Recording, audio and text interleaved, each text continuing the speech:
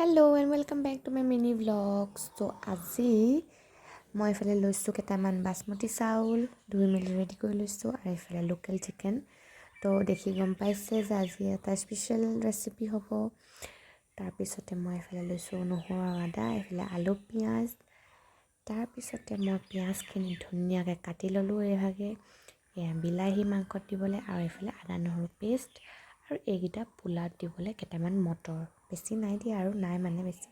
তাৰপৰা মই কাটি লোৱা পিঁয়াজখিনি এইটো চপাৰত ভৰাই লৈছোঁ। এইটো মই ফ্লিপকাৰ্টৰ পৰা লৈছোঁ।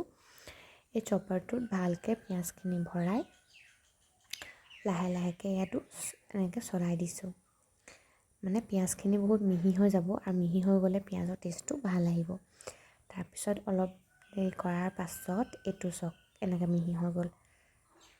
তো মানে ইয়াৰ যিটো ফ্লেভাৰ হ'ব তো এইটো ধুনীয়াকৈ ওলাব। তাৰপিছত ড্ৰাই মছলা কেইটামান, জালুক, ডালচেনি, ইলাচি, আৰু এইফালে জিৰা ধনিয়া। তাৰপিছতে মই তেলতে অকণমান পিঁয়াজ দিলোঁ, তাৰপিছতে ইয়াত আদা নহৰু দিলোঁ, তাৰপিছতে চাউলখিনি দিলোঁ যিখিনি ধুই থৈছিলোঁ।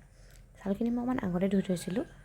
তাৰপিছতে ইয়াত মটৰ আৰু খিচমিচ, আজি যিহেতু কাজু নাই। আৰু এইফালে চাওকচোন মোক আমনি কৰি আছে, সিনো পোলা বনোৱা চাই।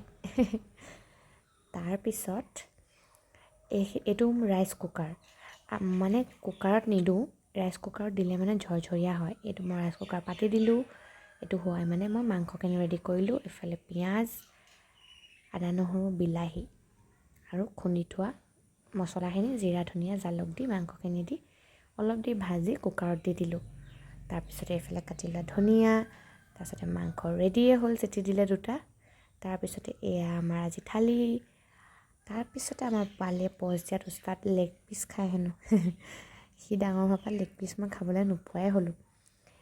এয়া আকৌ এটা পজ, ভিডিঅ'টো কেনেকুৱা পালে জনাবচোন। Bye bye.